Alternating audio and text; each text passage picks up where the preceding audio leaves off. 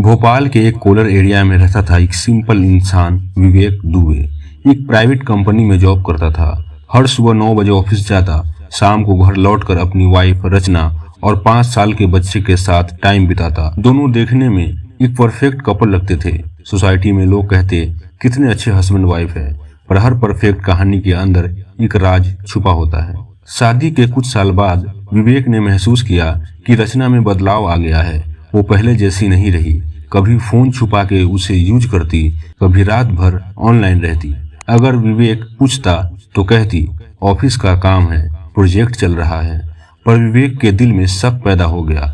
उसने देखा रचना जब फोन करती थी तो उसके चेहरे पर एक अजीब सी मुस्कान होती थी, वो मुस्कान जो कभी सिर्फ उसके लिए होती थी।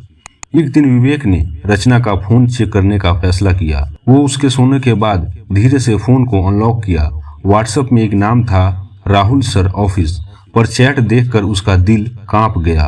उसमें लिखा था, कल रात तुम्हारे बिना नींद नहीं आई, और रिप्लाई में रचना ने कहा था, तुम तो सपने में भी मेरे पास थे। विवेक की दुनिया उस रात बिखर गई। उसने देखा सिर्फ एक नहीं 10 अलग अलग नंबरों से रचना बात करती थी। कभी क्लाइंट के नाम पर, कभी फ्रेंड के नाम पर। सब चैट एक ही बात बताते थे, रचना अपने हस्बैंड के साथ बेवफा थी। अगली सुबह विवेक ने रचना से पूछा, ये सब कौन है? रचना गुस्सा करके बोली, तुम मुझ पर भरोसा नहीं करते, ये सब काम के लोग हैं। विवेक चुप हो गया, पर अंदर से टूट गया। वो दिन ब दिन उदास रहता। पड़ोसी कहते थे, विवेक तो पहले बहुत हंसमुख था, अब चुप क्यों रहता है? फिर एक दिन उसने रचना को एक होटल के सीसीटीवी में देखा। वो एक आदमी के साथ गई थी। वो तस्वीर उसके लिए अंतिम सब्र का पत्र था। डेट थी 22 अगस्त 2021। शाम के 9 बजे रचना घर आई। विवेक ने पूछा, तू कहाँ थी? रचना बोली, ऑफिस का लेट मीटिंग था। विवेक ने मोबाइल दिखाया, ये होटल के फुटेज क्या है रचना? ये तू नहीं है? रचना एक पल को सुनी, फिर चिल्लाई, तुम मुझे कंट्रोल नहीं कर सकते विवेक, मैं अपनी जिंदगी जीती हूँ। ये शब्द विवेक के दिल में आग बन गए। उसने कपबोर्ड से एक बेलन उठाया और रचना के सर पर मारा। रचना चीख उठी। दूसरी बार मारा, तीसरी बार मारा, और उसे मारते गया। कुछ देर बाद रचना बेहोश हो गई। कुछ मिनट बाद विवेक ने देखा रचना की सांसें रुक गई थी, वो मर चुकी थी। विवेक खुद भी शौक में था। उसने पुलिस को कॉल करने की कोशिश की, पर डर गया।